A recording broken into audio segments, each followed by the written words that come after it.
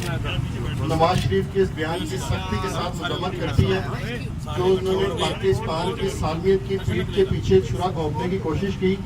اور نہایت افسوس کا مقام ہے وہ سلامتی کونسل جہاں پر ان کا بنایا ہوا پرائم منسٹر گیا اور جو انہوں نے اعلامیہ جاری کیا،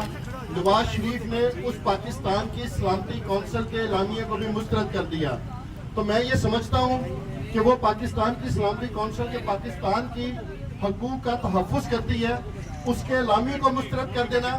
اور اس کی چیئر کرنا، جو وزیر اعظم نام نہاد وزیر اعظم اس نواز شریف کا بنایا ہوا وزیر اعظم اس کو جو چیئر کر رہا تھا، اس کو بھی کٹ پتلی وزیر اعظم کو بھی انہوں نے اعلامیہ مسترد کیا۔ ایک تو سب سے پہلے پاکستان تحریک انصاف یہ مطالبہ کرتی ہے کہ وزیر اعظم اور وزیر اعلیٰ پنجاب فوری طور پر مستعفی ہوں، اور جو ڈاکٹر یاسمین راشد صاحبہ نے کہا کہ فوری طور پر نواز شریف کو گرفتار کر کے آرٹیکل 6 کے تحت اس کے اوپر مقدمہ چلانا چاہیے۔ اس سے پہلے کہ جب سپریم کورٹ فیصلہ دے رہی تھی پاناما کے کیس کا، تو آپ نے ختم نبوت کے قانون کے اندر تبدیلی کرنے کی کوشش کی،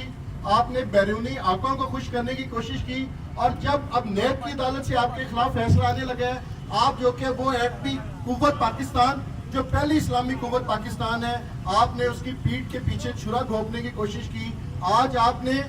کلبھوشن کے خلاف ایک لفظ نہیں بولا، عالمی عدالت کے اندر اپنا وکیل نہیں پیش کیا۔ میں یہ سمجھتا ہوں کہ ایسے جو حکمران ہیں یہ ان کی فوری طور پر ان کی گرفتاری عمل میں آنی چاہیے۔ اور آج نہایت افسوس کا مقام پاکستان کی اور پنجاب اسمبلی کی تاریخ میں آج صبح 9 بجے سے لے کے اب تک بتی نہیں آ رہی۔ آج اجلاس بلانے کے لیے کورم کے اوپر گھنٹے نہیں بجائے گی۔